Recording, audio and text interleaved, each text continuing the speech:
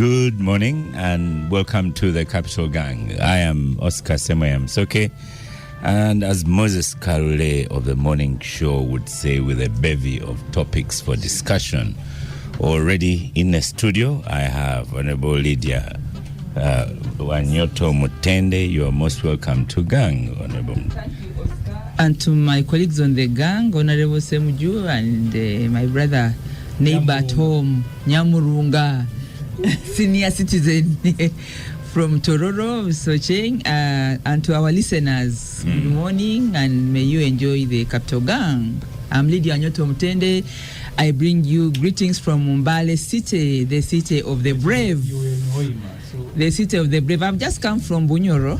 Bunyoro, we had the presidential parish development model for 4 days. We were able to launch the Bunyoro Public University and do a lot of other things for Bunyoro. So Bunyoro sub-region also brings you greetings, but biologically and organically Mbale City. Thank you. Okay, you Oscar, forgot. They arrested the woman in Busheng who questioned the president that your visit is costing 3 billion, and then you come to supervise implementation of 1 million.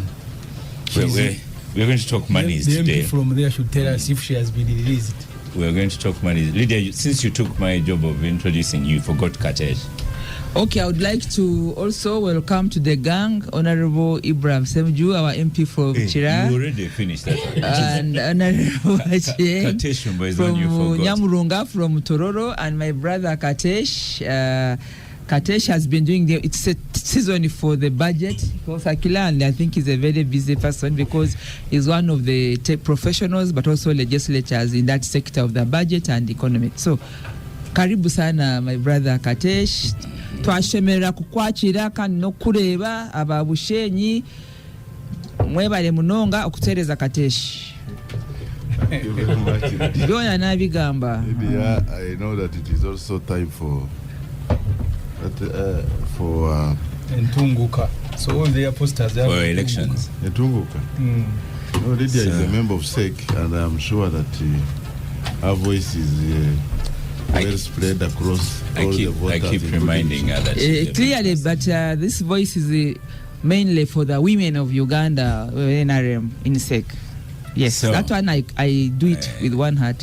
Thank you, Lydia. Thank you for helping me. Doing your job, but you can pay me some $10. I've given you airtime in many languages. So, Honorable Ssemujju, you start us off. Before, I've seen a bit clips from a minority report, but what was passed as we were busy in Kawempe? Ssemujju, sorry. If you allow, let me start with the process. Government presented a request, I think the third schedule. Third. We passed a budget of 72 trillion. Since then, they have revised it to about 77 trillion through additional or supplementary budgets. Since you want process, you might as well start it at 50-something trillion. Then overnight it went to 70. No. The budget of this financial year, which ends in June, June 30th, is 72 trillion. At the initial presentation, wasn't it? Okay, so no, I mean, if you begin at the very, very beginning. Since that's where you wanted to go. So the first document presented before Parliament was 52. It grew to 54. It became 66. That's why when I was making my earlier presentation, I said this was the most chaotic budgeting process in modern history. The reason I wanted you to go back to the 51 is to show that this is not unprecedented, because even the growth from 50 to 72 took a couple of days. It is, Oscar, if you want to go back, because there are some stages. When you are at those stages, you don't introduce bigger figures because already scrutiny has been done. You just make a few changes. But throughout this process up to today, they just present figures. Yet when you read the law, says the budget must be based on sound microeconomic forecasts. It's not speculation. But let me leave that and come to the question you've asked, Oscar. So the budget they have brought 3 requests that have brought it to about 77. The last one of 4.1 trillion, which Parliament passed, was tabled in Parliament at lunchtime. Was it on Wednesday? Lunchtime? Yes, which is 2. It was brought back the following day at lunchtime. The committee on budget, the chairperson was indisposed, was not there. The vice was not picking his calls. Kate Shumba became the chair. How irregularly he became the chair?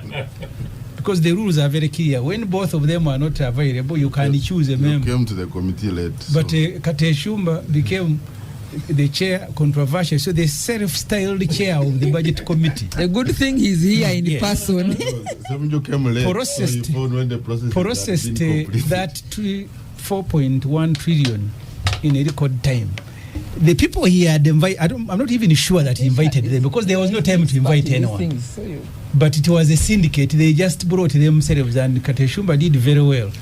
He was matching them one after another, even before they introducing themselves. So he said, "You are from agriculture. What is your request? Thank you very much. Go away. Now, energy seat. What is your name? Go away." Well, that approved. So that's what happened in the committee. So in the end, Oscar, we have over 700 billion in that supplementary for buying out Umeme. Very controversial. And if you allow me to marry it with a request, you see, this government of Ubafere, you process a loan to pay Umeme before you have come to agreement on the total buyout. But Umeme is hearing you that you are processing for me $190 million US. Ooh.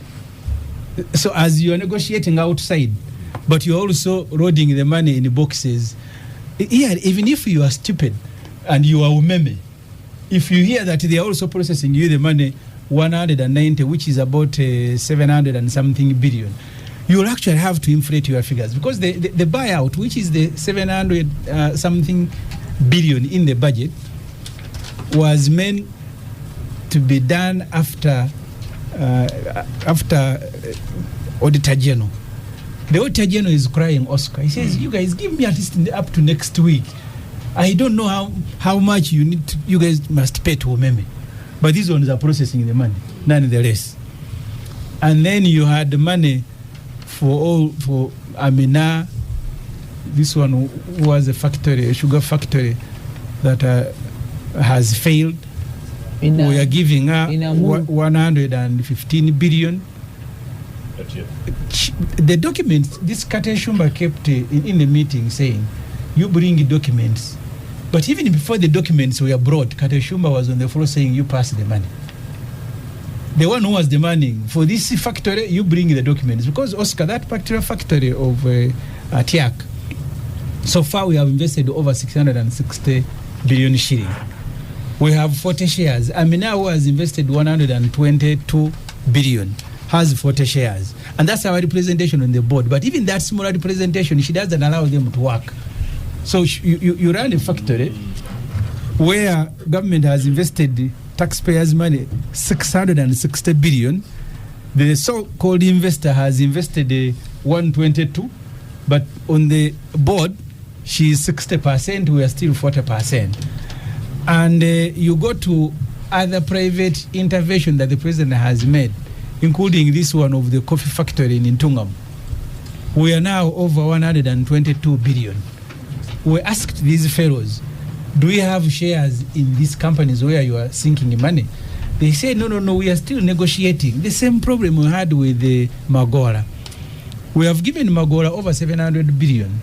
We asked them, "You guys, why don't you acquire shares? Do you know the value of the company?" They said, "We don't know, we are still valuing," but they are sinking in money. So this supplementary, and then Mr. Museveni at his residence, because people think that a residence is a public institution. That residence is in the law, the Presidential Emoluments, Vice President and Prime Minister's Act. It is like any other privilege. It's like a salary that when you have a president, you will give him a residence. But he turned it into a public institution. He came demanding for 360-something billion. So far, this financial, even before the year ends, we have spent 1 trillion shilling on the residence of Mr. Museveni and his wife because the children have grown and they have left. 1 trillion shilling. And Museveni has learned how to beat the system. When you bring the money and it is costed, this one is for travel, for this, they will question it. Now he comes under classified. So we have given Mr. Museveni 600 billion for classified at his residence. Oscar, this is what is important. This money we are borrowing to buy out Umeme, the $190 million US. That loan is a loan of, I think the duration is about 6 years. Stanbic, the profit for Stanbic, the interest is $34 million US. I hope you are listening to me, Oscar.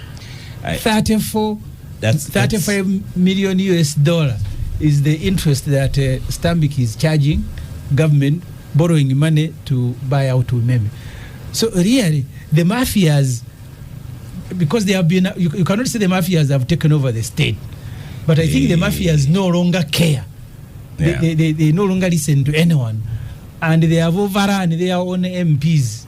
These Kate Shumbas, they are behaving like I don't know, let me not use the very strong word. So, so that's where we are. A request was brought at lunch time, like today, the following day, it was brought back. They passed it. We made enough noise. They were not listening. And after that, I think they said, you MPs, you can go for recess. Okay. Honorable Kateshumba, Katesh. He's got a right to reply. Well, he could first give us the facts, because Honorable Ssemujju has been rambling. So let's go slowly over Ssemujju's rambling. So, what was passed? Ssemujju is a very interesting. What was passed is not. You don't begin by Ssemujju. You have submitted. Allow me, because I know I know your problem. Number one, are we concerned about supplementary budgets? Yes. And have we? But Katesh, you first help our listeners, and we start with the facts. What was passed in that 4 trillion budget? Okay, this is what I'm trying to do. And if you give me an opportunity and interrupted like Ssemujju, then I can be able to explain and our listeners understand.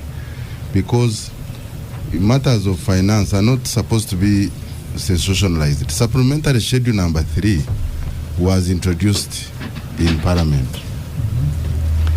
and some of us have always consistently raised issues around supplementary funding. I remember when the new PSST took over, he mentioned that supplementary funding is going to be over. It's going to be history. And I even asked the minister when he appeared before us. So there is no doubt I am on the same page with all the members who are concerned about issues of supplementary budgeting. And the reason, of course, they have given. Now, for this particular schedule, it has 2 parts. It has Part A, which had 1.1 trillion, and Part B, which had 3.14 trillion. And I will explain. Part A, 1.13 trillion, relates to supplementary, where government is allowed to spend in accordance with regulation with the Public Finance Management Act, where the government is allowed to spend within 3% legal limit if the need arises of the budget, and report to Parliament within 4 months. So essentially, the 1.13 trillion that we are talking about in that supplementary budget was already spent, and it is inconsequential for Parliament. Listen, yes, they come for for approval, but money has already been spent. So there is nothing, whether Ssemujju stands on the door, dances, the money has already been spent. What we can do is to question prioritization for future improvements as far as Part A is concerned. There is no doubt. Ssemujju has been in Parliament longer than me. He knows. Part B is where the government comes to Parliament, asks for supplementary funding, and they are authorized to spend when we have approved. And that Part B is also governed by regulations under the PFMA. For example, one of the key considerations... What is PFMA? The Public Finance Management Act. Okay. One of the key considerations is that some of this supplementary expenditure, items should have been, should be unavoidable or should unforeseen. So there are several tests within the Public Finance Management Act against which we have to test the components of the budget, the votes that they have brought. Now, Honorable Ssemujju is a member of the committee. He came late and phoned when we had already started. So the process of appointing me to chair the committee had taken place before he came. That one has to go on record. Listen. So you have no right to question and say that it was self-styled, because a budget committee is a top-notch committee of parliament. You just don't just go and chair it. You must have capacity to be able to chair, and that's why efficiently we did the job that he's complaining about. Because I have to also explain that he actively participated. He was seated next to me. If you check the camera, he actively participated. Only that towards the end, where he's saying that you asked for documents and people have not brought, he ran out to go and do minority. He told me that I'm going to prepare my minority, because the rate at which you are going, I see you guys are going to be ready for the floor.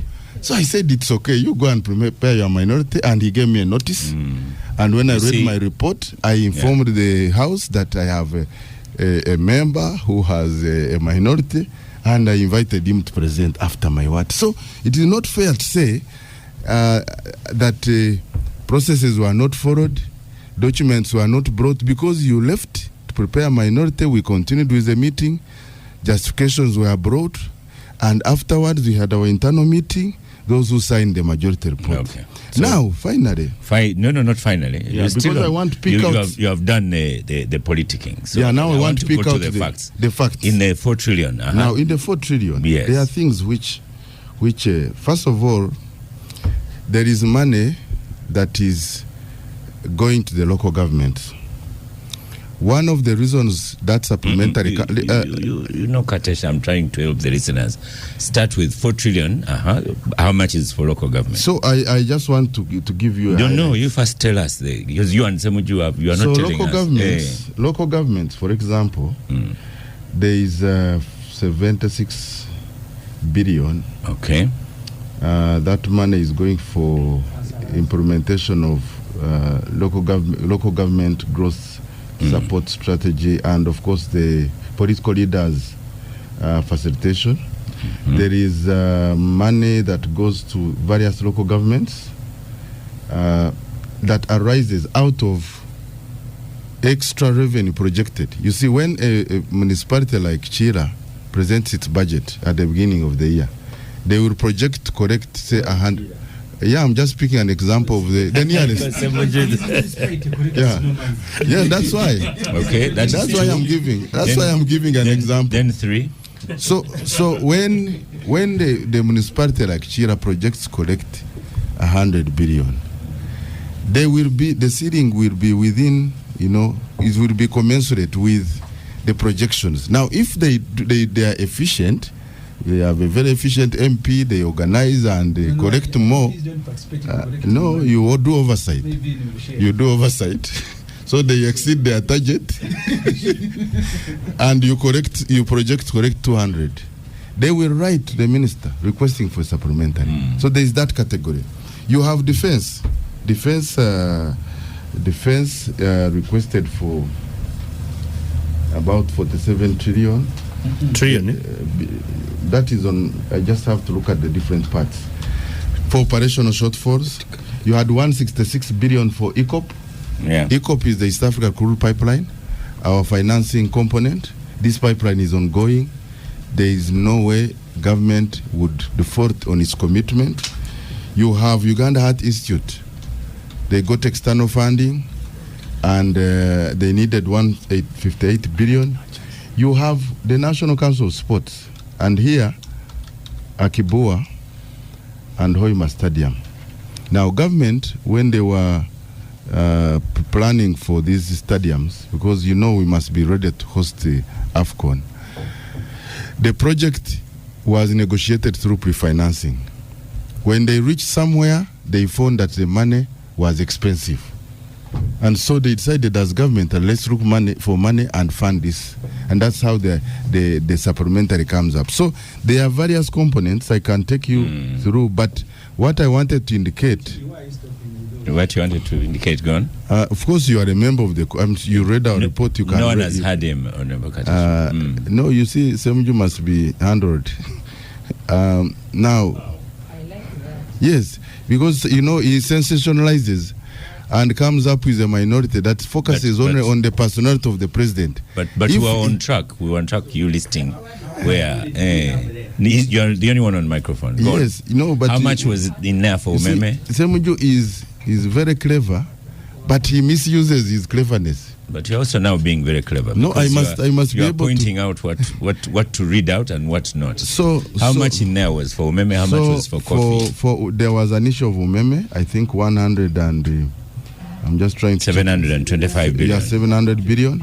Okay. That has been a crisis because we have up to 31st March to pay Umeme.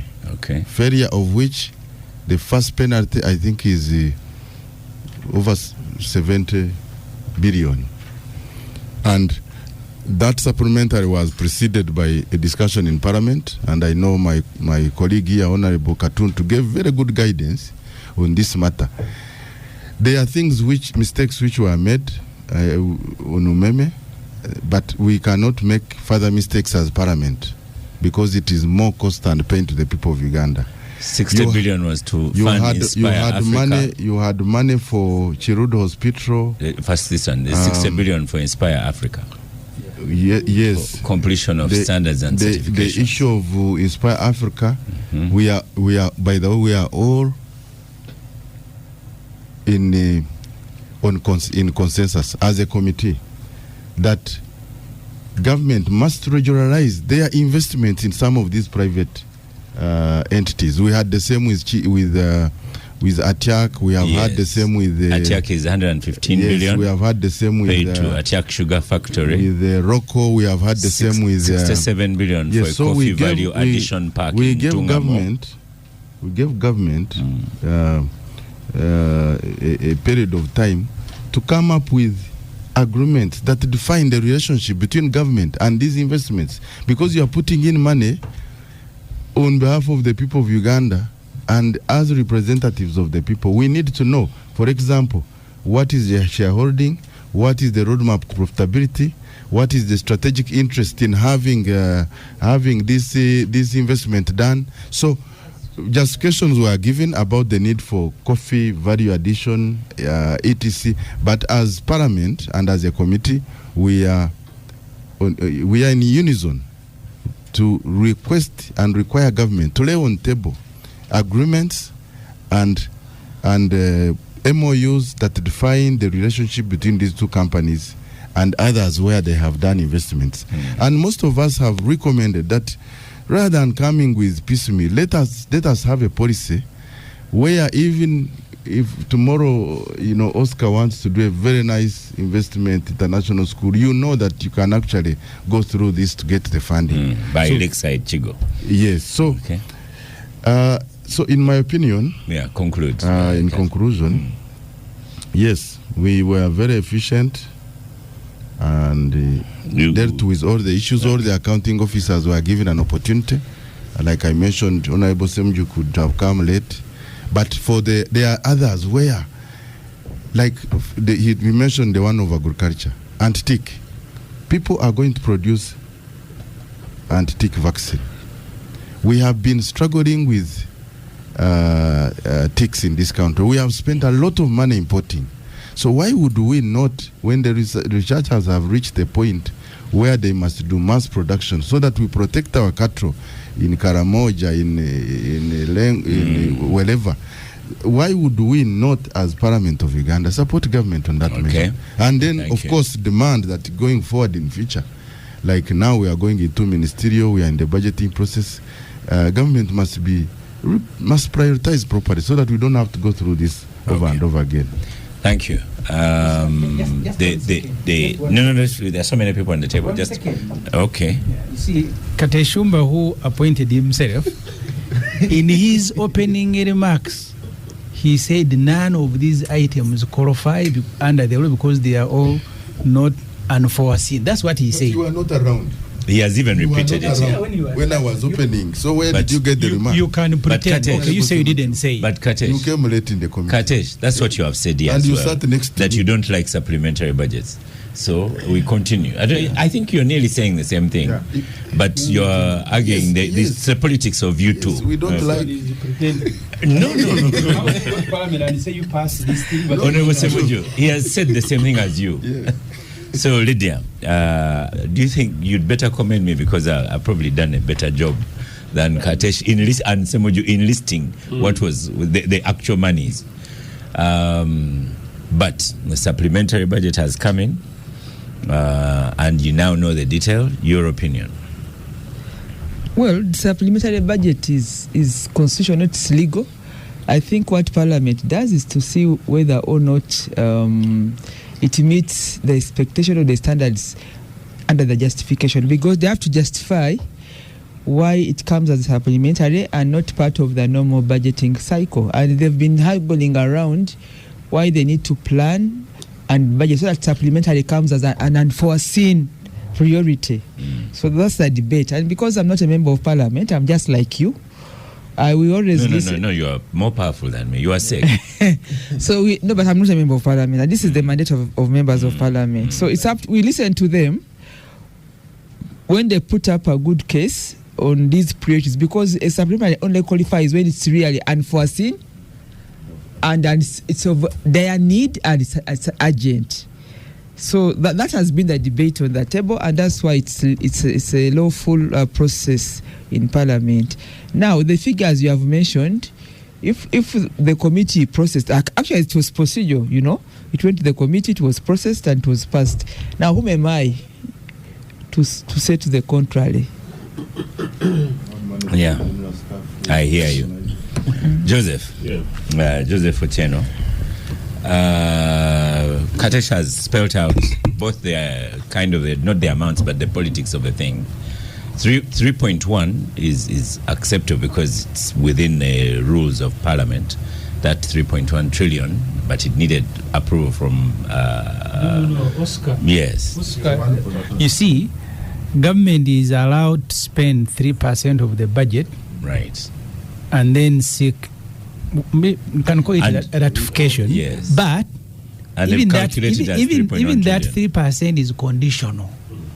You spend it on items that are unforeseen, that you cannot postpone to the next budget.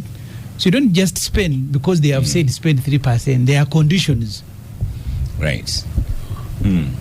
Joseph, over to you. I'm rarely lost for word on to where to start on this. Oscar, when I was coming here, I was really, really fired up. But thanks to Ibrahim, as ever, he's my area member of Parliament, although I walked on a bumpy road here. Then Katesh took all the time, and I was quite content for him to continue. But with absolute respect, the conversation we're having is actually an in-house conversation. Most of the listeners would really not make sense of what we're discussing here today. The fact, Oscar, is that we all know what is wrong. The fact is we all know where most of these monies are going. We do. Oh. And the fact is we also know how massively abused the supplementary staff is abused. And the fact is that I thought Katesh nearly mentioned it, the fact that the so-called investors are actually individuals, and we should actually call them individuals for what they are. The fact is that I don't know how many people in Butende or somewhere in Buchiri or Busesa can start up a business, believe that they can actually make huge amount of money and create jobs and opportunities for people in Busoga, and apply for monies and be supported by the state, the manner in which we are supporting some very dubious guys in Atiak every financial year, some very dubious guys in Loboa every financial year. So the issue is not the detail. The detail we can go ahead and discuss. But also, I genuinely wonder, Katesh, you're such a fantastic economist and financer. The truth is that you know the implications of the burdens that we're giving to our children and children's children cumulatively every year. A young member of parliament, rather impressively, 3 years ago told me that, Joseph, this supplementary thing, we're going to block it, and I think Katesh said it. In normal times, we all know that there is something dirty going on, and basically burdening ourselves. So how we continue to allow the process of supplementary year in, year out, it tells you either the Minister of Finance does not know how Mabati accesses his compound, or there's something fundamentally wrong with the people who do the planning. Why is it that every year we cannot predict the emergencies that are happening here? I am saying that because I know some of our colleagues here, Katai should find himself in a very difficult position, because one is a member of parliament, but particularly he's from the ruling establishment in that sense, But genuinely we know it is absolutely wrong. For a regime that has been in power for 40 years, and a regime that possibly does not have a Ministry of Planning and Economic Development like UPC did, no wonder it was fine. But you actually don't need somebody at a commissioner level to go through these processes. So I think that is really the problem. And I know that Lydia was very brief, but I knew that she was quite incensed, as much as I am, that how can you begin thinking for me? We are abusing a process. Body language. We're abusing a process. But no, I'm not saying in such a manner that would put you in a difficult situation in SEC. We need to revisit. No, but I've been clear. I'm not a member of parliament. Why would I come to begin lamenting about their work? No, you made a fantastic submission, Lydia. Look, it is wrong, the manner in which supplementaries are being used and abused. But how are we able to get members of parliament across the house, across the floor, in a non-political way? And I think this is much more to members of parliament who are from the ruling NRM, for them to stand up and say no.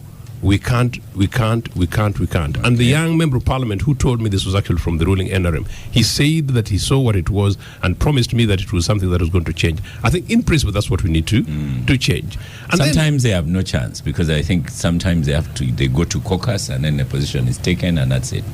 And I mean, caucus is parliament, isn't it? And the predominant parliamentarians, of course, in there they go down party caucus, and then beyond that, there's some other members of the caucus. There's no reason why they don't stand firm and say no, including yes. You see, parliament is put in a very difficult position. No. You cannot, for example, you have Akibua Stadium and Hoima Stadium. But who doesn't know about this?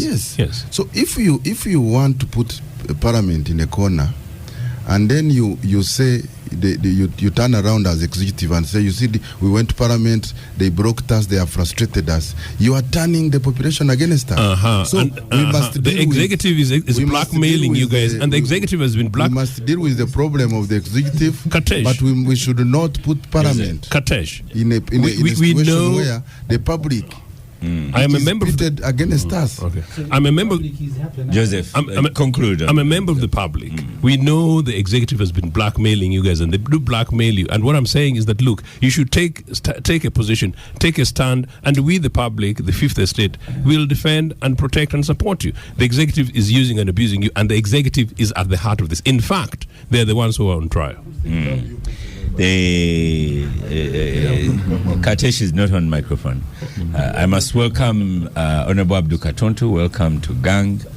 I knew you had a class to attend this morning. Yes, sure. And don't give an impression that I've just walked in. I have been quietly listening to my colleague. Though I came late, I'm sorry. Mr. Benjamin Katana of the NUP, you're most welcome to Gang. Thank you, Oscar. For you, let me point out maybe where you could comment, because people have commented on Umeme Maybe we'll comment on that a little later, and we'll have a show on it. But there's 115 million going to Atiak Sugar Factory. And according to Joseph here, he says they're given money every year. It's not verified. Yes. Pardon? Actually, twice a year. not Twice a once year. In the budget and in the supplementary. Then there's 67 billion for a coffee valuation addition park in Tungamo district. 280 for Ruboa.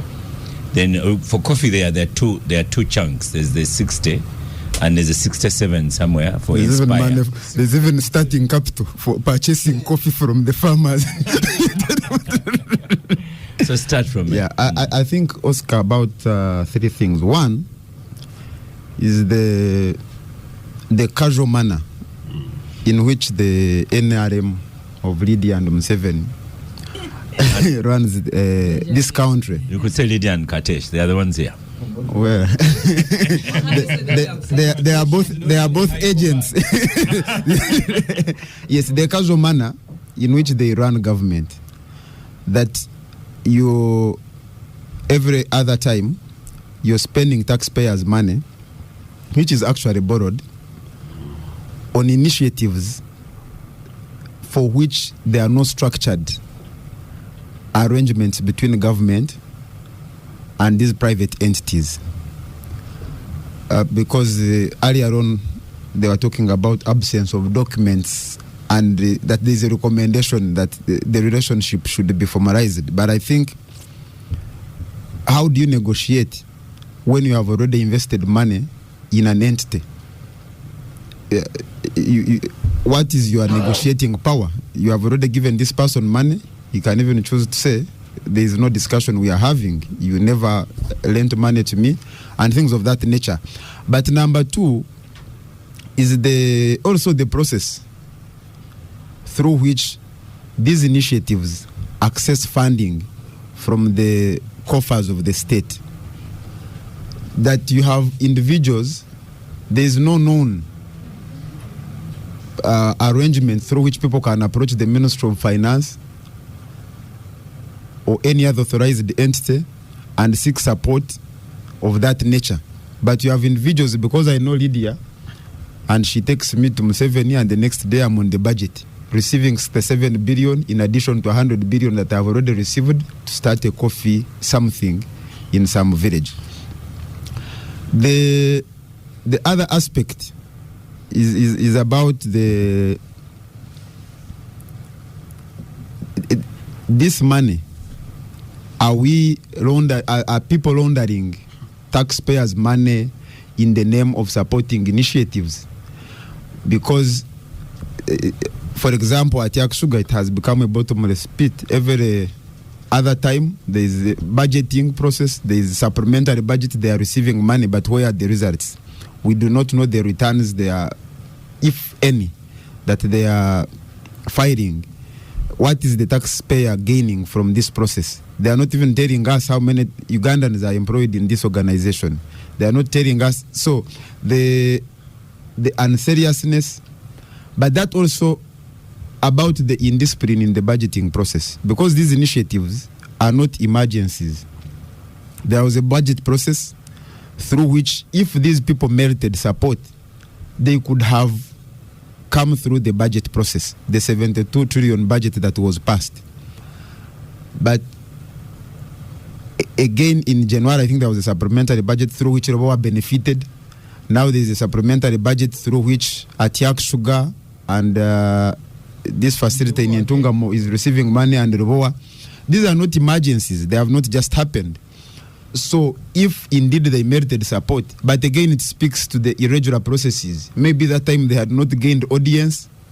Now they have gained audience, and then they find themselves on. But the role of Parliament in this whole process, while the Parliament does not want to look ugly, Parliament must realize that this is not a popularity contest between the executive and Parliament.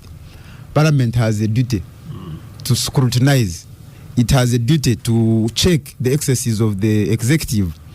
So now, by rubber stamping what is irregular, they may be trying not to be painted in in a bad way by the executive, like some people here were once termed as enemies for as dangerous mushrooms for talking about the irregularities in some processes. But at the end of the day, you are putting the country in a very dangerous spot. And even when the Umeme thing that you talked about, it is also not so different. The irregular and unserious manner in which it is being handled. For example, the relevant authority, I think, had put the figure to $127 million. Now, Parliament has approved $190 million. Where is the balance going? But you remember, even when Umeme was getting this contract, the concession, there were also irregularities. There were questions about how figures were arrived at. And I think you remember the individuals who had been involved in the running of the state enterprise, involved in the negotiations. Now we are the ones running Umeme. The lack of transparency in these processes sometimes are the basis upon which us citizens come to a conclusion that the people tasked with the responsibility of executing these affairs may be our beneficiaries. There are several letters, and even Honorable Kateshi has talked about mistakes made. I also followed the debate on the floor of Parliament. They were talking about mistakes made. There was a letter also written by Seven some time back talking about mistakes made in the negotiations. But you see, these things cannot be talked about casually. That in the processes of granting concession to Umeme, there were mistakes. But who was responsible? What action was taken against this person for whom now the people of Uganda are borrowing money and all sorts of things to make sure that the mistakes of an individual who is not mentioned, who is not reprimanded, and the people of Uganda are paying dearly. And I think you're about to tell me to stop. Yes. But when you look, for example, now that government is borrowing money, for example, from Stanbic Bank to buy out Umeme, this has a ripple effect because now we are competing with the government of Uganda in borrowing from the local market. The implication is that it's going to have an impact on the interest on the interest rate, the cost of capital, which affects the business environment because now we are competing with the government to borrow from these commercial banks. It has an implication on the interest rate, which affects businesses. So the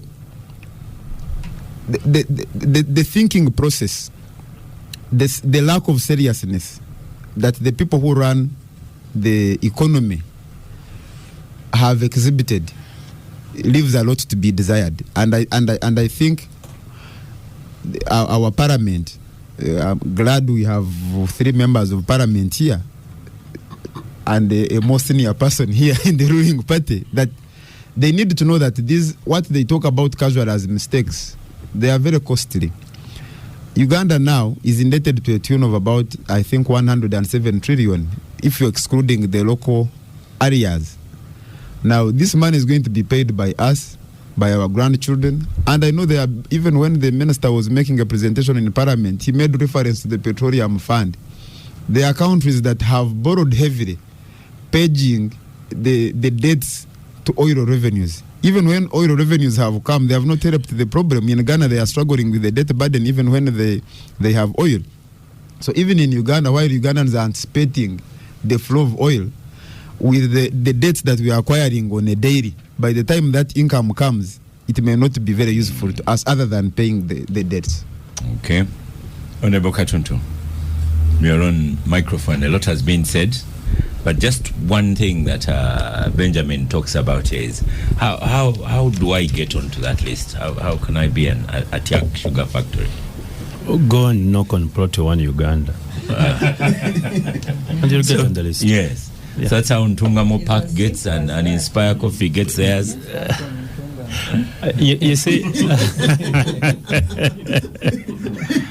and I'm sure to access Proto 1, there is somebody within this room who can help you to. Yeah. Lydia is sick. One person, I don't want to say. He can help you to knock on Proto 1. But on that very point, before I go to the substance of today's conversation, some time back when I was chairperson of an accountability committee, there was a controversial payment, or the so-called golden hand. We did a little bit of investigation. We actually met President Museveni, and I remember expressed our concern that the way he was managing funds that were not budgeted for we were very uncomfortable with it. One, because ordinarily the president should be spending money that has been provided for him in the budget. What was happening then and is happening now is that he spends, and then the budget is made to actualize the spending, and we thought that was wrong. And I took almost an hour trying to explain to the president that first of all, you go to Bugwere and somehow you get to say, I'll give you this, I'll give you this. Now, the budget process must cover those pledges. And sometimes there are too many, they are uncoordinated, and we thought it was not correct for a budget process. He sort of agreed and said, okay, now why don't you work with the Attorney General and you bring a law such that we can streamline it. And we put it in our report. At that time, the Attorney General was the Honorable Yaruhanga. But somehow it never came up. Because I think it is very wrong to have expenditures, at the heat of the moment, big expenditures, and people coming sometimes convincing you, but you by the time you realize it was not correct, you've already made orders. And now the budget people, these guys who under the budget, must find money to fulfill presidential pledges. And some of the problems we're having are exactly that. Because once he has made those pledges, then these people must look for money. There's a presidential pledge here, there's a presidential pledge here, then you go into supplementaries. And we had found a solution to it. Our suggestion was that, for example, every year we say, okay, Mr. President, this year we are giving you 180 billion. I'm just for argument purposes. So work within that, so that it is budgeted for in that financial year. And then once it is finished, the president, his handler should advise him, sir, no, you can't make any pledge because the budget line is exhausted. That is purely what we call fiscal discipline. It's what we call a budgetary discipline. And that's what we are looking for. The late his soul rest in peace, Keith was seated in the very chair I think Joseph is seated in, and he said, this thing about supplement, I will not allow. My brother Ramadan comes and the economics that what? Works. The economics that works. He said the supplementary is not an economics that works. We are back to the same story. In, year out. We need a real paradigm shift to go to the basics and have a proper budgetary process. You see, what the law provides under the Public Finance Management Act is supplementary should only be unforeseen, but also unavoidable. Because you see, you could have genuine unforeseen and unavoidable needs. Therefore, you need money. But what has happened today is that many foreseen and many avoidable are finding themselves in the what?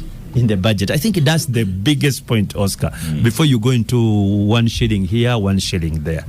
Until we go back to the Public Finance Management Act, I say, look here, supplementary should only be for unforeseen and unavoidable. Because that's what the law provides. Growing coffee. But if you say Coffee Park in Tungamo. No. Let us look at the Central Road thing. Really, sometimes we talked about it and we get sick about it. Yes. For the whole last, I think, 7 years, this thing was before the COVID. We've been talking about Luvoa. And so everything about Luvoa is can be foreseen and it can be avoidable. And yet we find ourselves in that. And Oscar... Do you mind just... No. Just let him. I want him to finish, and I'm going to ask him a question. Then I'll have you. Then Katesh. Then Ssemujju. But I've even not started now. but then we have a question. Let me finish. Okay. Then you ask. Then we have the famous 3%. You see what has happened. And really, we need to get serious on this. That sometimes sectoral committees or parliament is unhappy with some proposed expenditures. Then they are rejected. However, the executive goes ahead. And either the 3%. And spends. Under the 3%. Yes, then he comes and say, by the way, you rejected it, but we've spent it anyway. So really, it is vulgarizing actually the reason why we should have the 3%. Because an expenditure that has been rejected by Parliament, and you cannot go ahead and make that expenditure, and then you come to the same Parliament and say, by the way, you refused, but we've spent it, but now do a retrospective approval. That is wrong. And one of the problems we are having with this supplementary is exactly that. Thirdly, when you look at this supplementary, there are issues where everybody is uncomfortable with. Then there are other expenditures which should be there. What government does, you mix them up, such that you see... tie your hands. Tie your hands. And you're like, they say, no, but there's money for ticks. Now you tell me the people who are having a problem with ticks, what we do. There is money for local government. So what do you do? And it's not about beauty contest, my brother. You see, at the end of the day, you are talking about politician. If you are from Lango and there is a proposed budget about Akibua, or you're from the north, and they say it is in that supplementary, and you are the one being seen as fighting it. There is a price to pay politically. If you are the one from Hoima, and then they are saying, look here, we are putting up this, I think in this past supplementary we provided 257 billion. And you are seen to for be the like... For the stadium in Hoima or for the airport? Okay. No, the stadium and so on. So, they mix them up. Then it becomes very difficult sometimes for people to say, no, this one is okay, this one is not okay. Now, let us go to, there is one which I actually supported, which is quite controversial. That is the Umeme Buyout. All of us know that, and I made this point, and I've made it during even the Obos committee report, that concession was a very bad concession. We committed ourselves to very, very unfair agreement. But unfair agreement is not an illegal agreement. You can have a bad agreement like indeed we have, but it is legal. So we have got legal commitments, obligation under that contract. And should we go ahead and say, well, we are not fulfilling them, then we breach it. And once we breach it, there are consequences, legal consequences. So you are tied up in those circumstances. One, from what I know, the reason why we entered into that very unfair agreement are two. One, and I said it yesterday, it is about bad manners. Bad manners in the sense that they are bad people for ulterior motives committed us to that agreement. But it could also be sheer incompetence. No. But the bad-mannered people took advantage of the crisis, which was the energy sector at that time, with all these load shadings and so on. So they are like, this is the only solution, this is the only solution. By the time we realized, we had been committed to. And the Boss committee had actually asked a repudiation of that contract. But the cost was going to be too high. Then they agreed that, no, let it run out, and we will not renew it. I think that was either the president who suggested, because they got the figures there, and the figures are very, very obscene. So now when they bring it here, they are not asking us to examine how we went into it, but what are the consequences of us not buying out this or not terminating it at the end, because it could have been even more costly. That does not take away the debate, which everybody is talking about, that we entered into a very bad agreement. And then, two, we should have foreseen that we are going to have this concession coming to at the end of March. Therefore, the negotiations should have been earlier on. You understand this? Such that we don't cause a crisis of just 2, 3, 4, 5 days and so on. Because if we had done, then what Donald Ibrahim Ssemujju and many others are raising would have been conversed upon. We should have discussed it. Say, look here, let us have this Auditor General, REA report, and so on. What is the exact amount? And to start putting monies aside. Something like that. Now, we are put in a situation of you either get what we call a rock and a hard place. You have to pay it, or if you don't pay, this is what happens. So to me, one, it is not a justification of people not doing their job, of budgeting discipline, but also of bad faith in terms of people who are in finance. We're going to stop for a quick break, and then we'll have this concluded. This is the Capital FM. We're talking monies. Abdul puts a legal slant on it. He says it's not looking good, but it is legal. Joseph, you are next on microphone. What I haven't heard people discussing the gaps that have been caused by loss of funding in USAID. So do you foresee another supplementary budget? Because they provided a lot of health support. To an end in the next 3 months. Pardon? This year, financial year, is coming to an end in the next 90 days. So we may have health support in the next budget. They cannot bring a fourth schedule. Because 1 month the closure of financial, they brought a Oscar. Because the USAID support was immense. Oscar, you know, this is the most listened to program on Saturday mornings. And the listeners usually are very serious people. And many of the listeners may be people who are responsible for budgetary projections. So you don't give people opportunity to begin to think constructively forward, but in a very negative way, that come the next financial year, USAID is an opportunity and Trump is God-given for us to create and make money. So I am very disappointed. But number two, I'm delighted that I'm part of a full house that agrees with me. But no, that is coming, unlike I think Abdu has suggested that, well, it is coming in after the next 3 months or so. So we'll see lots and lots of this. And actually, on a very serious note, it's possibly the more reason why we need urgent review of our fiscal processes so that we begin to have a fiscal discipline, because part of the impact of whatever has been happening and on Trump and USAID is going to have huge implications.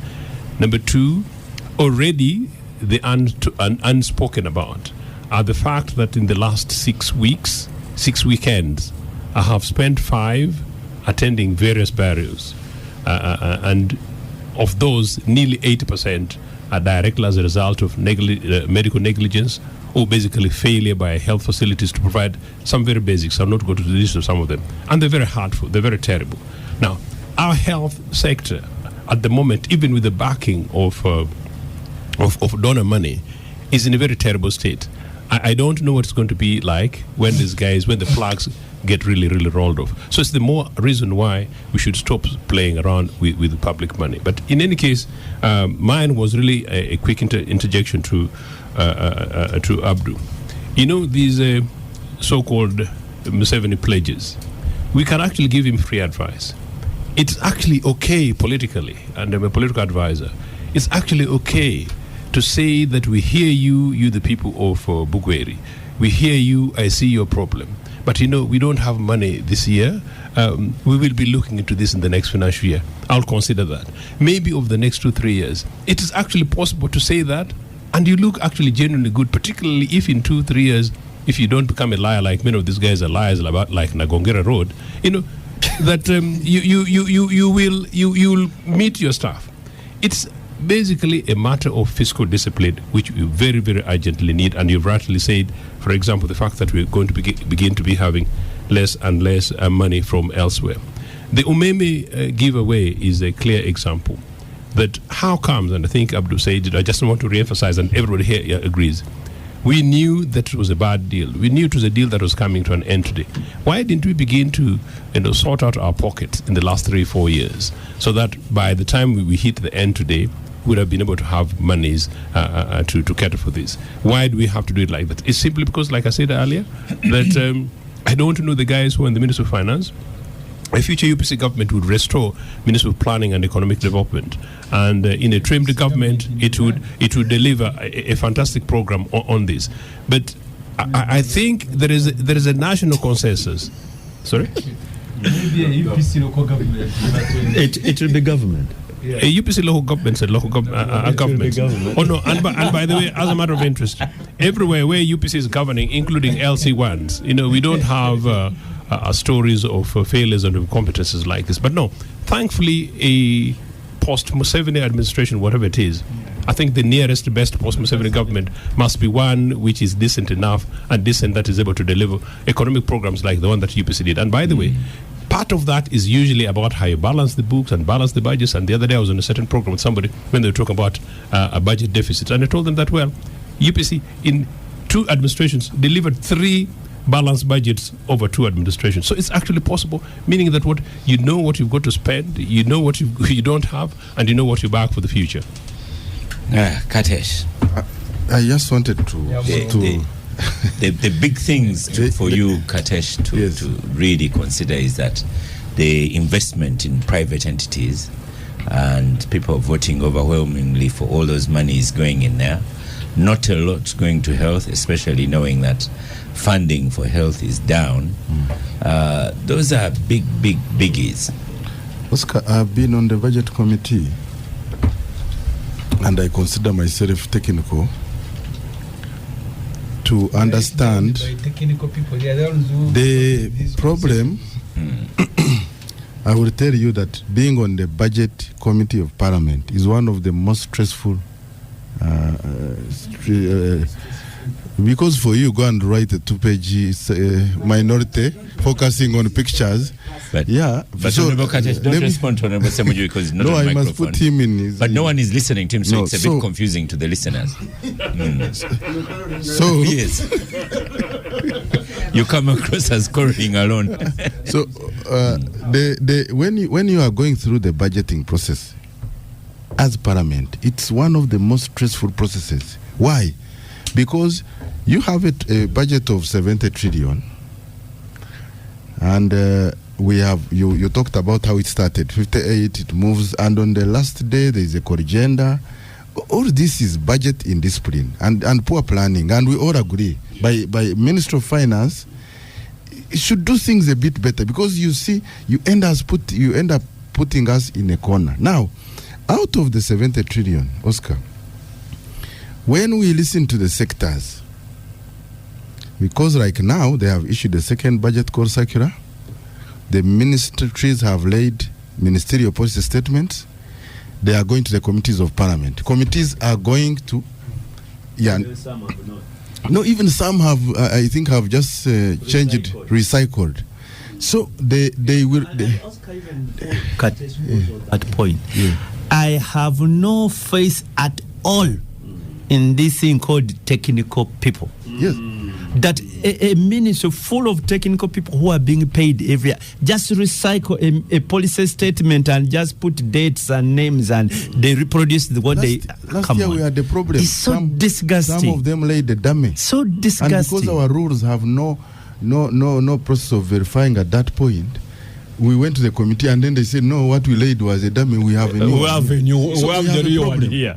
We have a problem on our hands. Now, I'm explaining. Now, when they start appearing before committees of Parliament, whether it is health, education, one of the key outcomes is they will present a lot of unfunded, so the so-called unfunded priorities. Last year, I think we had a total unfunded priorities of over 22 trillion. And each of these committees will now appear before the budget committee to table their lamentations, and some of the things you see are really key priorities. And because you have little room to adjust the budget is passed, but you have a lot of unfunded priorities, perhaps in health, perhaps in education, and then you start the year. What happens? First schedule of supplementary, it comes. How can wage be unforeseen?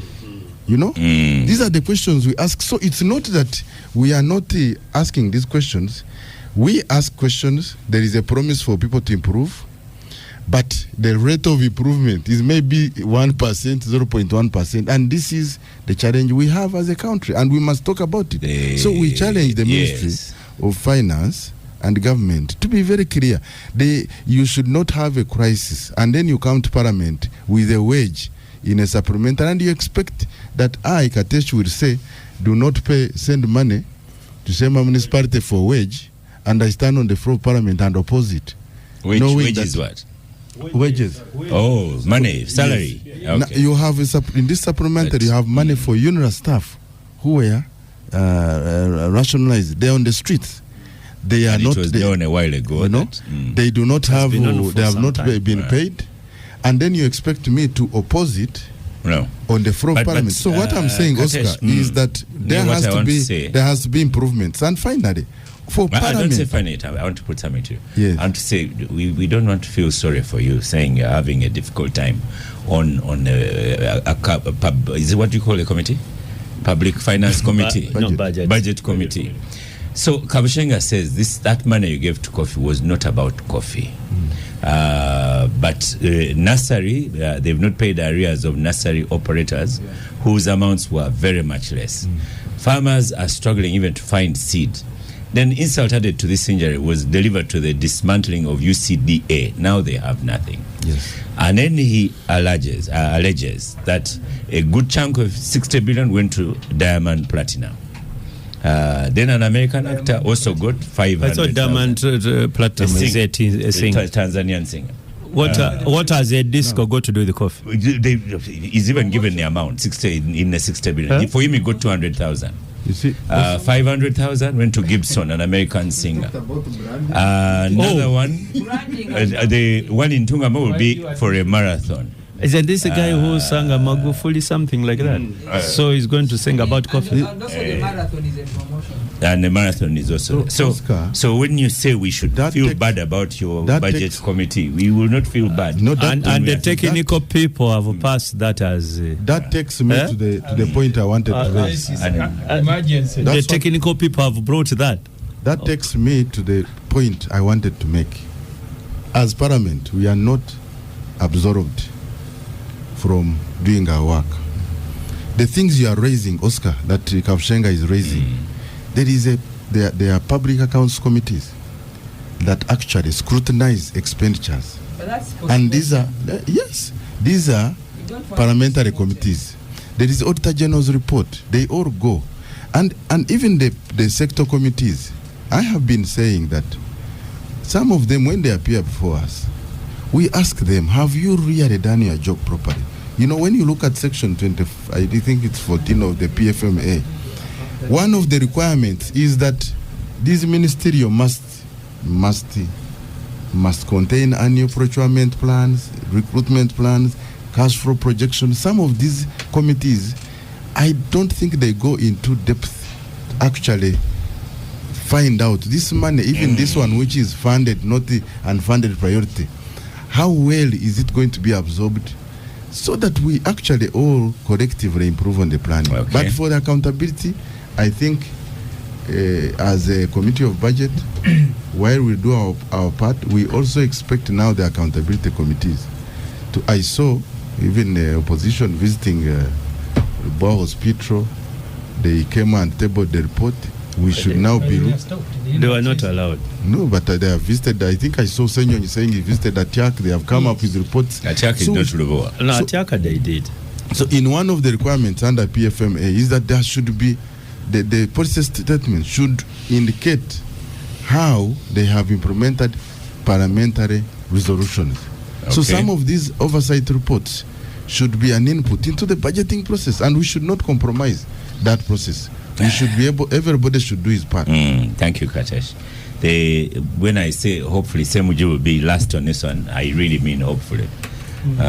In conclusion on this topic, Honorable Ssemujju, No, I really mean don't hope. hopefully. Please, it should be really hopefully. Please. that we shall conclude. And Ssemujju, to promise that you will bring up something on, feel that the health gaps due to the loss of USAID. But as health committee, health sector, the budget for the gaps, are we just speaking out of sympathy, concern? No, we because we know the gaps are there. Katesh, have they modued what the gaps and brought them to Parliament or a cabinet decision? We've not yet looked at their, but they have brought it. Let's look at it and see whether they have. At this rate, we may go to SEC. Because we shouldn't preempt that. At this rate, we may go to SEC to get them to do it. You see, Oscar, Yeah. let me begin with Umeme briefly. There is nobody in Parliament who was saying don't buy out Umeme. But there are questions. First, the Electricity Regulatory Authority that was responsible for recording investments made by Umeme said in a report they had recorded only $127 million US. The Auditor General was supposed even to verify that. The Auditor General says, I am not ready. But the NRM government is quoting and processing $190 million US. The reports before, because two committees of Parliament said don't approve this matter until the following are done. The Umeme guys were even claiming substations for which we borrowed the money. They were saying we are the ones who invested in them. There was supposed to have been an escrow account where they were putting excess money. They raided it and removed it. All these issues are not answered. The trouble is that the MPs, especially NRM MPs, have accepted to be blackmailed. When Finance brought Pinetti, they said we signed a contract, but Pinetti was supposed to construct that hospital in 40-80 months. It is now going to a decade. How comes it is us who are paying penalties and Pinetti cannot pay? Even if you see now some structures coming up, are they really worth 700 billion, the structures that are there? Because so far now, this supplementary will make the money invested in 700 billion. When you take, no, now there is work. But work must commensurate to the amount of money that you are putting there. The Magora was the same story. They said Equity Bank is about to take over the pharmaceutical. And we said, you guys, have you valued it? So that when you put in 700 billion, you will know you're acquiring so much shareholding. They said, there is a crisis. The Equity Bank is taking over. Up to today, we don't know the value of that company. The one that was valued over ATIAC was valued at 200 and something billion, for which the investor, Amina, has invested in 122 billion.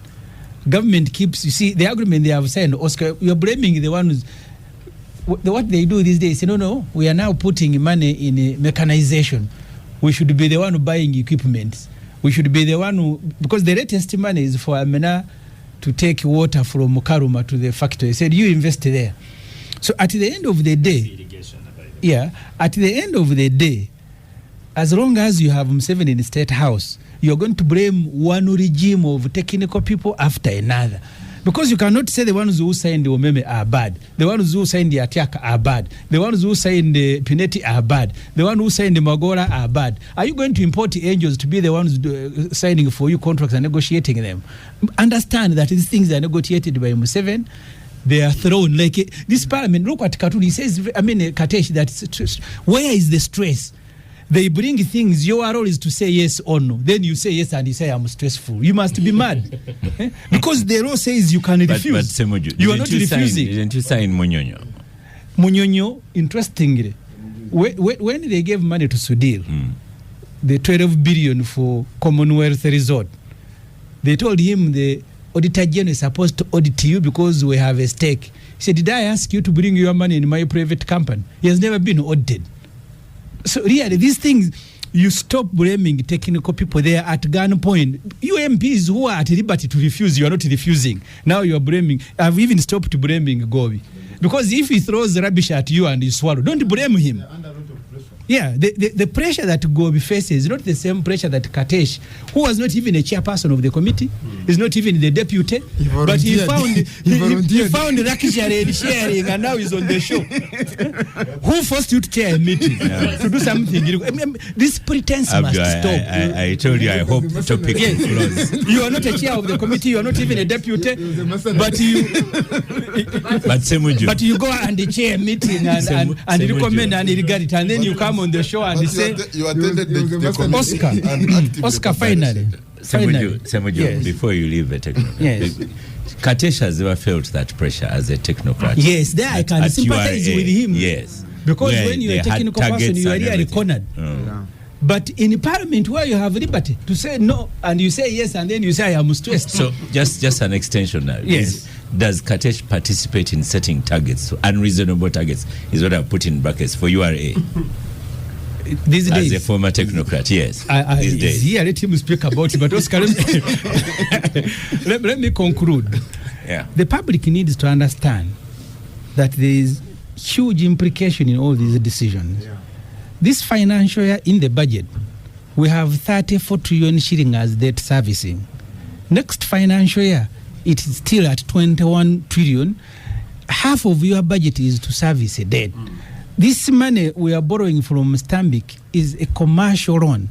I have told you, Oscar, at the beginning of this show, that Stanbic, there were even reports in the Parliament that Stanbic was bribing some MPs because they have a 35 million US dollar interest on this loan. Why shouldn't they bribe MPs to pass it? So the implication is that maybe they don't need to bribe. They could talk to some MPs. I said I had it. I have no proof beyond hearing it in Parliament. The trouble that we have as all these things are happening, you're not talking about health. The other day when the Minister of Health appeared before us and Katesh, they said, you guys, we have an ICU unit with 28 beds. Only half is functioning. We have no money to recruit nurses. Is that the one in Jinja? No, the one here in Morago. Morago itself is 93% complete, the last phase of renovation. They have no money to complete renovation. And then they hear, that's why, if you speak to health, that's why Museveni removed the Ruboa. Initially, the contract had Pinetti and Rocco, and the Minister of Health was supposed to be the supervisor on behalf of Uganda. Those are Chieng and I think Diana were quarreling. That's why in the latest story in the Monitor, they asked Diana and she said this money they have put in is enough to finish. But the agreement is 1.4 trillion. But she's forewarning you that actually the money so far sunk there is enough to complete that project. But they said you are Cheng and Diana, you have Rugezigezi. Now it is Nabanja supervising Robo. And she's very happy. She walks to Parliament and says, haven't you seen the building? Things are okay. You throw away technical people. Ssemujju. Yes. You are the shadow minister of shadow cabinet minister. Yes. For the 2 years you have been around, I have not seen you table alternative statements. No. Because you see, Ssemujju. No, you ask the question. Yes. I have not seen you. You know, some of these things you talk, you sensationalize, but actually, when it comes to the content that you present as alternatives, it is all around. Around the personalities around State House. Beyond that, there is no. What is the alternative? Because you don't listen. Because even this I have week, been with you even in this, the committee. Even this week, I have presented an alternative policy for finance. If you don't read, I am not responsible for your ignorance of these documents. They are in the library. You can pick them. They are not there. There is no content. Your content is about. But you said they are not there. And now you are saying they are. So anyway, Katesh, finish off. This does not absolve you of your responsibility of taking over. We are both members of Parliament. You have been there longer than me. Yes. So what have you done to improve? And I thought you would be a good addition. I am actually shocked. No, because I thought you would be good company. With your skills, you will be a good addition. But but see how you are messing Definitely, up. I am a very Even the chairperson. When I said I hope it will end. Even the chairperson of the Committee of Budget and Deputy cannot chair a meeting like a chair. So the rest you put in your conclusion. So the issue of health, Oscar, you will have no money to finance the priorities if your budget is to finance the debt, is to pay Pineti, is to pay Museveni, and his wife and his brother. Can you imagine in the budget, Saleh, the one we are processing, Saleh has 22 billion for Operation Wealth Creation that they closed, that he will be supervising a parish model. So these guys are just sharing money in the budget because tomorrow you will not accuse them of stealing when you are the ones processing the money. Right. The budget of health in Uganda, 80% of our budget is donor funded. Any withdrawal is a crisis, and they know it, but they will not accept. So the figures you are asking, at the moment you cannot establish them because government wants to pretend that the Trump decisions have not affected Uganda, is above everybody. The same sort of statement Museveni used to make during COVID. But if Ethiopia, that doesn't rely a lot on donor money, is really complaining and planning for this, why aren't we? In COVID, Museveni said Uganda is not going to be affected by COVID. Didn't you hear him say that? We have factories, we have this. He does not want to create an impression that actually we are affected. We to be fair, we didn't die like the way those people died. It's 5 years now since that COVID outbreak. I came in a bit sneezy this morning, Abdu, and I was thinking 5 years ago they would send an ambulance to pick me up and so on, that you're about to die. But Benjamin Katana, let's change topics. No, before you change, I think there's something which we need to shortly. Okay, maybe we don't have to discuss all of us, but it's some concern I have, especially in Parliament. You see, whenever there is a budget process, nobody talks about the income. And it goes to the point these guys are talking about. Everybody, all MPs, and I look at them and I'm like, what's this going on? They're all looking at the expenditure. This road in blah, this blah, blah, blah. Nobody is like, where is government going to get money? Because the budget is about the income and the expenditure. 100%, if you listen to them, and I don't know whether you guys watch TV, it is all about expenditure. All of them. You know, in Chira, there is this one, we need this, we did this hospital, yeah, we did this. Nobody says, okay, we need those. Where is the money coming from to finance it? Why? Because everybody talks for the gallery. And let me tell you, until Parliament also sits seriously and says, look here, we need to know that this is the pass which is available. And therefore, our expenditure can be limited. But the pressures of everybody asking, and it has even now gone back to the common man, the Oscar Ssemujus of this world. All of them are talking about government yetuyambe. Government yetuyambe is about expenditure. We are not planning for the income. And so look here, this is what we have, and we can only spend within this means, brackets. So we need a paradigm shift, you people, as a country and as Parliament. My colleagues should really sober up. It is about, all of them are asking for money for their consequences and so on. And even now, the people on the street, every village, government, that's why we were saying that even we must amend even the PFMA, that when you are laying the budget framework paper, it must be laid with the policy, economic and tax policies that also look at the other side of income. And because we discuss halfway, the entire government is wired on expenditure, but when it comes to the revenue source, Oscar, this budget, nobody talks about income. Everybody is talking about how we should spend money. Down. We are going to stop for a break. But Abdul, next time don't use bad examples of Chira and Oscar Ssemujju. Okay, you need other examples. A lot of discussion going on in the break. So, Mr. Pardon? Including classified discussion. Those are your words. So, Benjamin Katana, as you were in the trenches of Kawempe, you've now known what was happening in Parliament. even then, your man has not been sworn in. So, and the president wrote a letter. I don't know. What, is it? That was done in 24 hours. They were under Michael. So, gazetted is the At correct night. word. Yeah. It's not gazetted. At the same time, the honorables, they pay attention, please. Joseph, just tap on their shoulders. At the same time, the president sent out a letter. I couldn't work out totally what the conclusion of that letter. He seemed to blame the Electoral Commission. Then he blamed the opposition. Then he blamed his party. But the one that has been very clear is Minister Balam. He has said, you people in NUP were cheating. You had stones. You wore a JAT uniform. For him, he has been very clear. Well, the starting point is that the violence that characterized the Kawempe North by-elections was orchestrated by state institutions. You had soldiers wearing uniform, bearing inscriptions of Joint Anti-Terrorism Task Force. That is not an organ of NUP, but an organ of the national security infrastructure. You had people in UPDF uniform.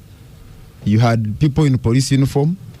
You had RDCs who are employees of the state, including one Robert Kambugu, among others. You had the fellow you mentioned, Baram, coming with gangs of people to disrupt voting process and counting process at a number of polling stations. Yes, there was violence in Kawempe by elections, but orchestrated by the state. And therefore, by Museveni trying to blame it on NUP and by extension his agent Baram, he's just trying to gaslight the people.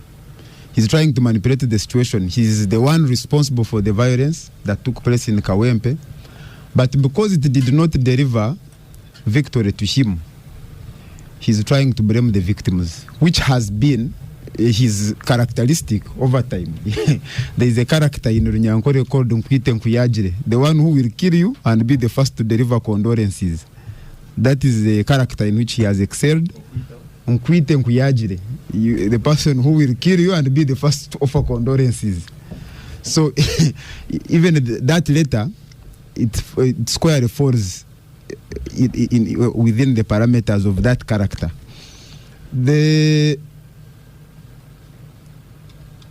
If there is a person that was disadvantaged in the whole process, was the NUP candidate, the now MP-elect Narukola Liyimbazi.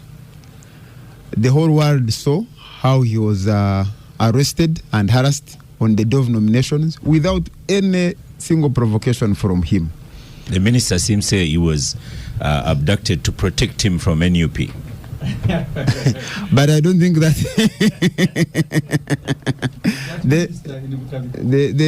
the minister is I don't know the kind words to use to refer to his conduct, but the one who made those comments. Yeah, but he's just being dishonest, and it's a shame that a person who bears that title can dance and celebrate on there are many victims who lost their legs. There are many victims who were beaten and bled.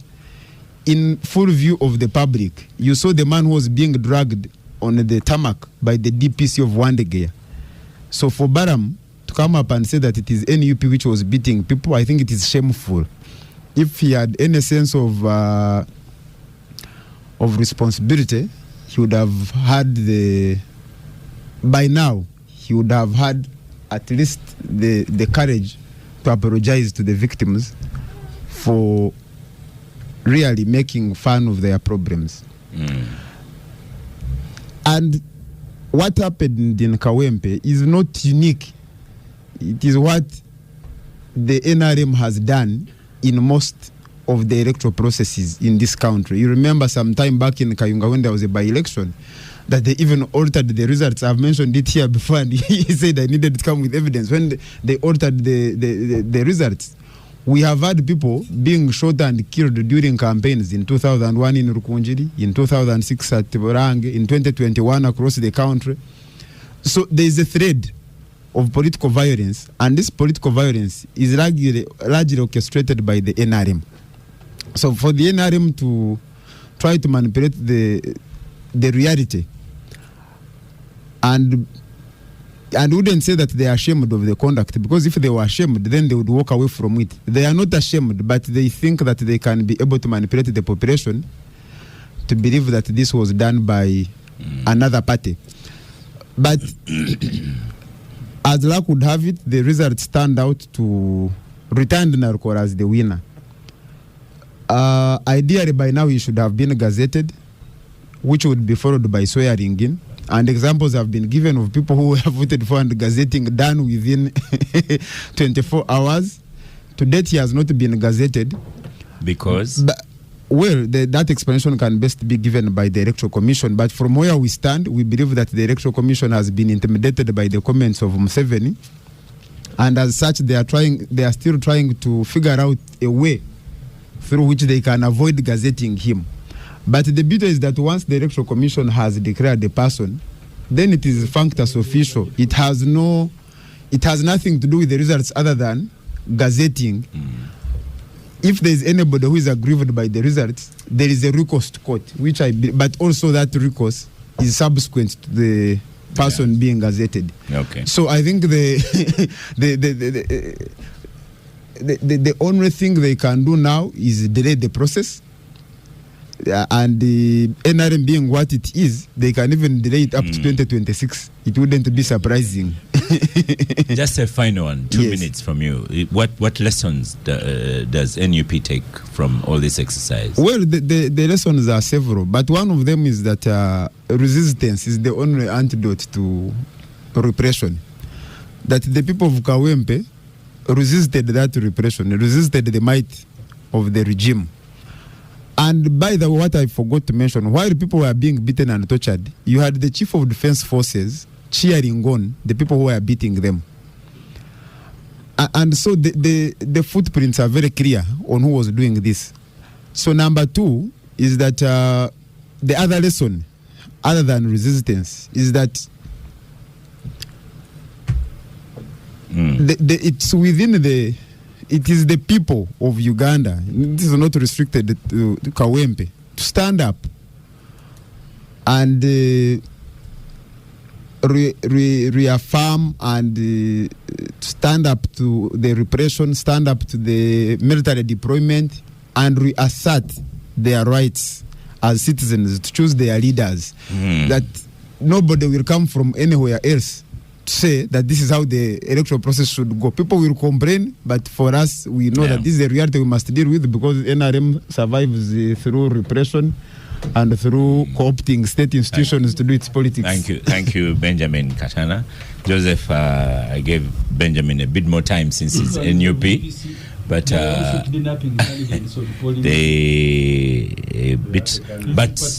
Kawempe was volatile. Last week we talked about the media. We talked about how the media suffered, but now we see even after the elections the whole thing is still lingering. What's your view? You know, the amount of noise I've had over my ears in the last 30 seconds. Your microphone is first switched off. He had cheated the elections, so I want to hear him.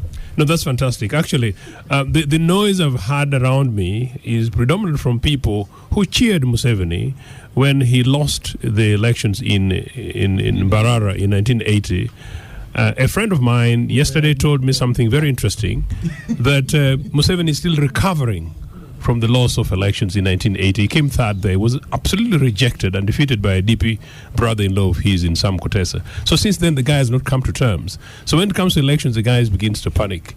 That alone may be the only thing that can explain the mess that we saw at Kawempe, which is absolutely unacceptable. But that said, I think the people of Uganda must be very lucky that Mr. Museveni is suggesting this time that because after beating up the people for Kawempe, he is suggesting that they're going to go to court rather than going to the bush. Because imagine another bush by Museveni, the manner in which he did in Luweero. In any case, actually part of the argument that I made, Oscar, severally, but not on this program as yet, is that considering the fact that the people of Kawempe were amongst the people who gave Museveni huge amount of goodwill in the 80s to break apart a democratically elected government, they should be the last people whom Museveni should beat up with his security agents the way he did in Kawempe. I think what must be condemned really is the manner in which the brutality in Kawempe seemed to target journalists. I think it's unacceptable, and I think as part of this conversation, just like we're discussing the early ones, I think Ugandans need to rally around and we should be able to say that no, violence is unacceptable, but targeting the fourth estate in a very deliberate way, the manner in which they did, with today perhaps nearly 20 journalists injured, is completely unacceptable. People have been promised most of the and the beaters of these journalists have been promised. Okay, in any case, Benjamin Katana talked about the CDF is waiting for Ssemujju in Parliament. The CDF is waiting for Ssemujju. Oh, Bambi. To beat him up in Parliament.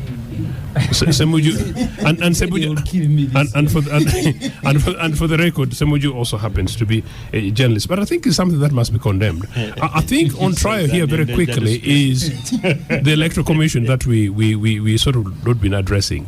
Where is Justice Byambakama? He is the person who should have been responsible for everything else, including inviting security services.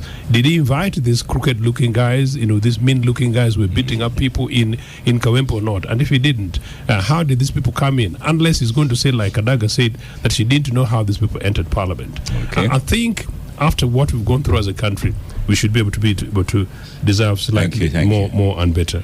Honorable Ssemujju. You see, when you raised the point of Nalukola not into Parliament yet, what response did you get? The speaker candidate also said, I'm waiting for the Gazette, because for her or anyone else can only swear you in after receiving a communication. But the reason it's not that I didn't know, but I wanted I wanted the Parliament to be aware that they facilitated the swearing in of Honorable Mawanda, who is now in Pirao of Mozka in Rugaba, in 24 hours after election. Why? Because they wanted numbers for the removal of age limit. So as soon as Mawanda was declared a winner, the Gazette, I think, was done in the night. The following morning, he was sworn in. So because Parliament cannot say for us we are only waiting. That's why I wanted the Speaker and Parliament take note of that. You cannot not just sit here and say we are waiting. You have a duty to call those whose duty it is to communicate the results. Why are you not communicating them? But Oscar, the Kawempe people need to understand how NRM works. In the Kawempe, I have seen of Pono today in the Saturday New Vision. Very angry of Pono, saying condemning NRM for what they did in Kawempe and what they continue to do. And Ofono Pondo says the turn-up was 18%. The turn-up in Kawempe. The intention of the architecture of this, Oscar, their intention was, if you go and brutalize people, the opposition will not turn up. But they thought they exaggerated the NRM presence in Kawempe. They said maybe we have about 20,000 people. So if you beat the opposition and they all don't come up and our 20 turn up, we will win. Only to discover, and I said that when Tango Doi declared that they had registered 18 million people. Because there was a time Museveni got a 0 vote in northern Uganda. And he continued quarreling. Where did the NRM structure go? Because they have 30 per village, but also the person they deployed as Museveni's agent also didn't vote for Museveni. So in Kawempe, they knew that when you turn away people and they don't come, because Oscar, for the first time since Museveni became a president, I have never seen a mamba at a polling station. I have never. They come and beat people, but really deploying armored vehicles at a polling station is gone very far. So you are asking Katana what are the lessons? Where we are going, by the way, Oscar. And as I said, you need to understand how the NRM works. When they came to remove us from Parliament for age limit, I was not on the list that Kadaga had read, but I was the first to be removed and beaten. I later asked, because we are friends who are in NRM, but also people in security, people who've gone to school together. They told me you have been abusing us, so your crime was not related to what Kadaga was reading. So we came for you, so the Kavio was a very good opportunity. So Noop in Kawempe, they were not targeting only elections. They are the vendetta and Muhoz. That's why him, I don't even think he's bothered whether Narukora won or not. His was to go and beat Noop. He said, I will kill you, I will kill Chaguranyi, I will kill Edimutu, I will kill everybody. So some of the journalists, so the deployment, and exactly the journalists. So his deployment in Kawempe of SFC and Major Kutes and others had nothing to do with the election. But he was looking, and actually I'm told they felt very bad. You guys, they thought you would be in red to make it very easy to identify you. But on polling day, people were not in red. So they are now descending on everybody. Thank you, Honorable. So that is one leg, and preparing for election, you must know that they may come to influence the results. That is one group. Another one will come to settle other scores. Thank you. Abdu, Joseph here says that the Electoral Commission has not spoken out, that the chair, Justice Byabakama, has not. Is it within his mandate to speak out? Yes, because you see, under the Constitution, he's supposed to organize a free and fair elections. That's a constitutional requirement. And if the elections, in his opinion, are not free and fair, he should be able to speak out for purposes not necessarily to reverse what has gone on in Kawempe, but at least for future elections. So look, these are the sort of thing we as the people who are charged with this responsibility of organizing the election expect the stakeholders to do. But the biggest speaking he has, because he announced the winner. Because to me, that's the biggest. He could have had the other options, not legal options, but other options. Because I know of somebody, I don't want to say on air, but let me give the facts, others may know, who said he went to the returning officer, said, announce me, then leave the rest to me. Yes, and that happened. And he was eventually even sworn in as a member of parliament, blah, blah, blah. I will stop at that point because I could have gone further than that. So the credit to just Simon Byabakama is actually he announced what everybody thinks, including myself, that he was the winner. I was watching 2 days ago a program on the NBS. Is it called Frontline? And I was the one which Ssemujju appears on. He wasn't there. And Honorable Mbide said one thing. He said, it is easy to steal a drum, but where to beat it from might be a problem. And it's as difficult to steal a lion, an elephant. If you steal an elephant, where do you keep it? So this sort of... so this really happened in Kawempe. Stealing this huge elephant, where were you going to get it? It was going to be very difficult and so on. So, but the lighter side alone, all of us as Ugandans, we should pray for free and fair elections. Yeah, thank you. All of us, and I'm sure even those in this room, including Lydia here, my sister who is... you are the only female around. You are not ordinary. You are the only female around. Abdul, conclude on that one. Including my sister Lydia here. She should always crave for free and fair elections, because you wouldn't know when those sort of things will come and hit you And then don't be like the other fair. They came for this one, he wasn't there. They came for this one, he wasn't. And when they come, there would be nobody to put it. So, Katesh, Lydia, I'm saving your microphone for last.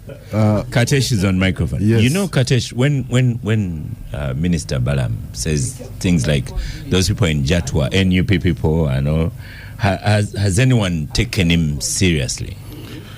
First of all,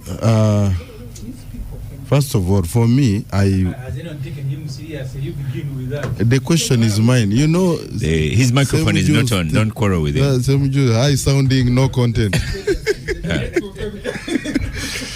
First of all, for me, I condemn election violence. Whether it is our party responsible or anyone else, we do not want violence in election. It is very, very, very bad. What happened in Kawempe, I think what we can do as NRM, we should get over it and move on. First of all, do a diagnosis. We have our register indicates we have over 20,000 registered NRM members in Kawempe. We have only 8,000. We got only 8,593. Half the register. The question Which would seems be an improvement from the general the election. question would be, why are our people not turning up? Because if, for example, 90% maybe had turned up, would actually beat Narkora. But we have a register. The low turnout came, and partly probably for fear of violence. And was the register genuine? Of course, I don't work in the NRM secretariat, and maybe my sister here can. Yes, but you see, we're short of time. The major point also is that we are the one in power. If we are cheated, it means that maybe we need to take responsibility to prevent ourselves from being cheated. Yeah. So for me, I know that the party has a right to go to court. It is democratic. Correct. But in my opinion, we need. You're gone. In your opinion, they have a. In your opinion, in my Katesh, opinion, only one person. We should do a diagnosis as a party. I'm giving you an extra minute, Katesh. Yes. You yourself have personally suffered from his electoral malpractices via your opponents, and this was all an NRM thing. Yeah, but I was very. I had to make sure that I do not subject myself to a position of being cheated. And I think when the register of NRM in Shema was tampered with, I protested. Yeah. I protested to the party president, and the SEC made a decision, and I believe that's why a decision was made. And sometime in the middle of your tenure, I think individuals who. and sometime in your tenure again, you have people attacking you, and this is all NRM. We are in politics. Yes. So we should. I'm going to lead you now. Have a thick skin. Whatever happens, it is politics. Yeah. The most important thing is how do you fight back. If you go down, you are finished. Okay. So Lydia, lessons from Kawempe and also for NRM. You, in some ways, you've been in that position before. So even though you benefit as well from a cleaned up election. I've said here before that even in our own party, like party primaries, they are very competitive and sometimes they turn violent. And even at the general elections, because we are all meddled up, maybe look at the presidential, but there are people that really suffer because there is violence. And very true. I want to continue with my narrative of last Saturday. I'm trying to search for people's souls to deal with extremists. We have extremists at all fronts, and they don't do good to the governance of the country. Last week, when I came here, I was pleading with all of you, including you, Oscar, who did not want to listen to me, to say that when we were deployed in Kawempe, if everybody did what we did in Imperere, cumulatively would have delivered some semblance of results that people would have believed in. But you are all very hard on me, you bashed me, but of all people that went to Kawempe, I am one of the few that walked proudly to the Tale Center with the signed results. And those results, among others, is what you are talking about, an elected leader. Now, when all of you rubbish the results and say they were so violent and that there was no election, you have a situation which you have now, which again you want to say we had an election with a voted person. At the same day, you said boxes were thrown out and people. And it's only me among a few people who said yes, I walked the Tale Center of the country with some results. It's not because I'm clever. It's not because I do not subscribe to violence. But I believe.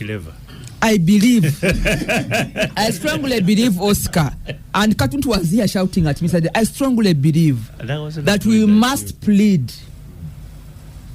to reduce and link our country from extremists at all fronts. Every side of people are shouting here, extremism is not going to deliver our country. And if we had collective maturity, not maturity maybe, but holding back of emotions, collectively for every parish in Kawempe would have delivered some results. The people were speaking here on social media who left Kawempe without a single declaration form. But they want to talk about results. And those are extremists. Now, do you understand? You know? Now, do you see where I'm coming from, Benjamin? Do you see where I'm coming from? At the end of that day, we need leaders that are not extremists, and we have to choose here on Capital Gang, including you, Oscar. If you are going to go extremist, we'll go all the way and then we'll come back. Yeah, last Saturday was shouting at me. But at the end of that day, I was telling you people, Oscar, I was telling you people that it's good to be assigned. But there are too many in Noop. Why are you in Noop yourself? You were told. That's why you should come to UPC. Why, Oscar? Can I have my time? That's why you were told. I don't want to be parted to the Noop store. No, Noop wanted to come and beat us, but they found us peaceful and organized. Moving now, you see when it is. Joseph has I also have the examples. To NUP. Can I talk? But can I give my microphone to Katana? So when I finish, I can talk. No. It's because I have hit you on the head. Let's agree as leaders not to massage extremism at all fronts. And I want to repeat, Oscar. Let me repeat this, Oscar. Have your microphone on. When I was in Kawempe, and now you talk. Many of you wanted to kill me here last Saturday, and I said we were yes. I said we were deployed. We were deployed in Kawempe. Listen, I said we were deployed in Kawempe to deliver an election. Me, who was in Impedere, if you check in the records of the commission, there are results there. There are some people who are deployed, they have no results there, but they are still talking about Kawempe. What did we go to do in Kawempe?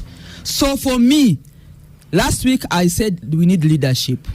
I was rubbished. I've come to add on my narration. We need to isolate ourselves from extremists at all fronts.